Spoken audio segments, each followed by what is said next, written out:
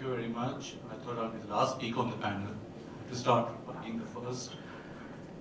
It's always a pleasure to be in Bombay, be a staff for Reigns in Delhi, and I wish we can take back some reins from here. Coming to the topic of discussion about the Indian judiciary, I think all of us have suffered the Indian judiciary in one way or the other.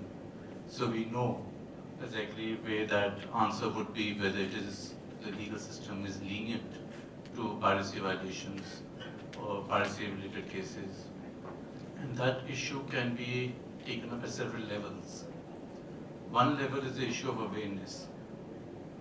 Most Indian judges, or even the members of the legal fraternity, are not even aware of the correlation between piracy violation and the economy of the country, whether piracy violations is a direct attack on R&D, on jobs, on innovations, on revenue. That correlation, there are not many studies, of course you'll hear about it. I was seeing from the brochure that you do have papers on the impact of piracy on the film industry, for instance. But we don't really have the kind of mass awareness as to what would be the impact. At least the fraternity, legal fraternity, is not really come to terms with it. In the few high courts where they have, for example in Delhi High Court, the courts have passed judgments. We have the Microsoft case, we have some other cases where the court says that we will give punitive damages, we will give compensatory damages, 10 lakhs of the warrant in one particular case. So you have those pockets of courts where some judges, again not the entire judiciary, not the entire bench of the particular high court, but some individual judges who might be familiar with the impact or the adverse effect of piracy violation on national interest or national economy, whatever we want to put it. But the issue, according to me, is not only that of awareness.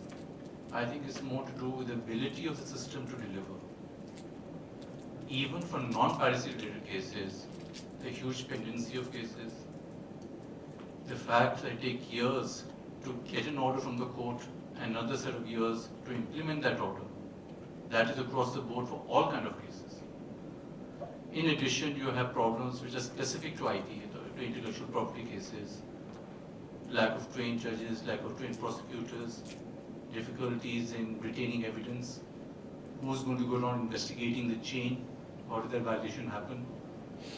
So you have a much basic problem that you don't really have the infrastructure or the ability to handle these kind of cases, and so the demand that have nodal cells in the police stations focusing on IP violations, create national-wide data, have IP courts. So these demands are there. So, and let's see whether they actually result in something. But again, would that be enough? Do we have a good anti-piracy law in the country? You have had the Copyright Act amended 6 times, latest being 2012, trying to contain provisions to check digital piracy. There's a whole debate, is that sufficient? You might criminalize certain circumvention of effective technological measures or the RMI's, right management information. But the several facets of it which have been left out, I'm sure you'll be hearing more about that. That is the topic of my paper. You have other defects in the law. The law is not even comprehensive. We don't have a whole notion of statutory damages the way you have in the West. If in the US somebody is caught violating or indulging in piracy, the damages are steep, they're huge. Here you have a nominal fine. So the law itself does not provide it. There's a whole of things that can be done with the law. You can introduce statutory damages, you can have in relation to Bollywood, you can probably have higher or a graded slab of fines for somebody indulging in piracy in the pre-release period, because that's the most important period.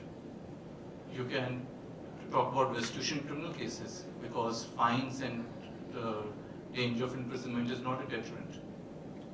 You can amend the state laws, include the Gunda Act, which covers book piracy. You can treat piracy as a form of tax evasion. You can give credit to those institutions fighting piracy, tax benefits.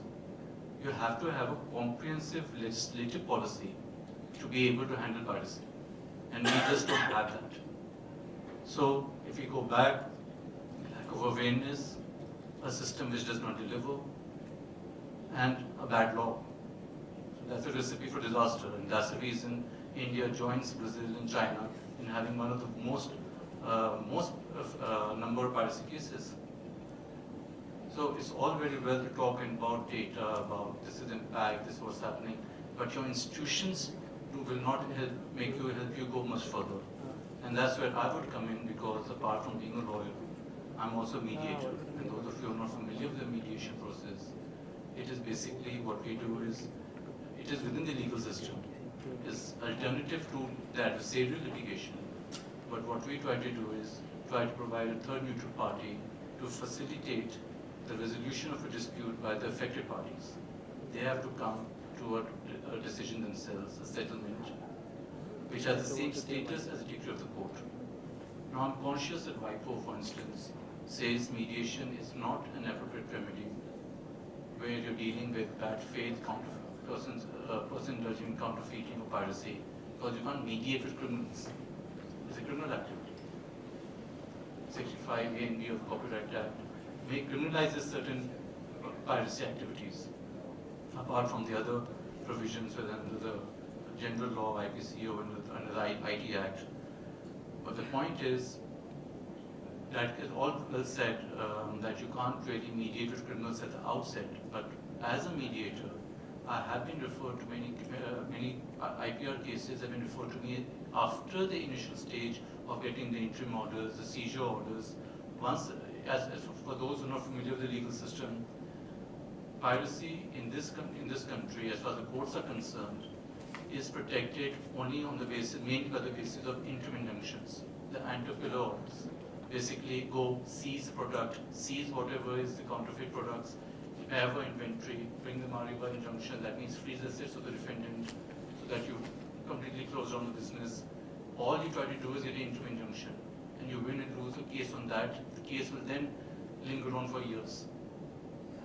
What happens is, at least with my experience both in the Supreme Court and in the Delhi High Court has been, that after that stage has been set, after the injunction orders are there, rather than litigating, parties come for mediation. And in mediation, we explore the underlying interest.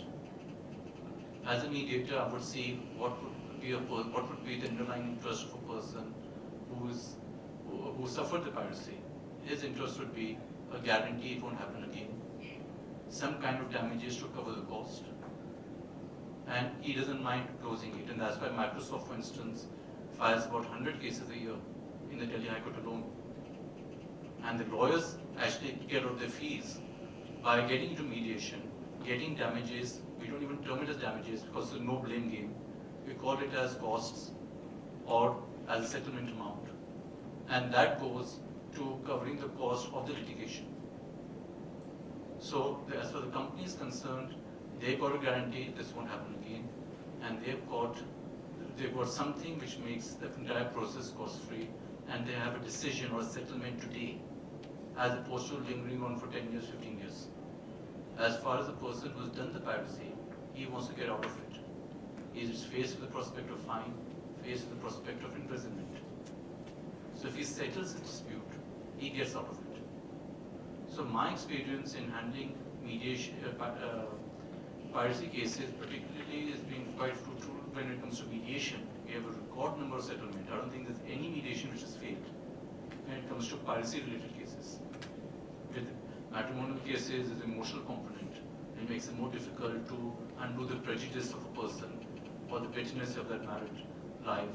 For partition disputes, brothers fighting over property, again there's an emotional component.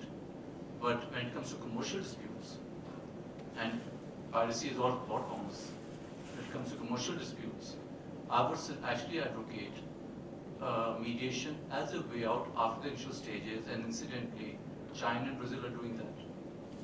They've, as recently as this year and last year, they've opened up centers for mediation to tackle piracy. So that is something which I would like to bring to this conference, to put on the table, explore it, see what it is. Litigation or the legal system is about resolving conflict. One way is to litigate to get a win-lose situation. and get a judgment in your favor. Another way is to simply transform the conflict so that both sides go back with their underlying interests satisfied. And that, I think, would be paying real tribute to the justice delivery system and, of course, try to make it cheaper, expeditious, at the doorstep of the individuals, as opposed to individuals simply engaging expensive lawyers and litigating for decades at an end. So I would be happy to take any questions maybe at some point, whether what about this particular line of thought which I talked about here. And I think that I'd like to hand over, since we're anyway running very late, I'll hand it over to the co-panel.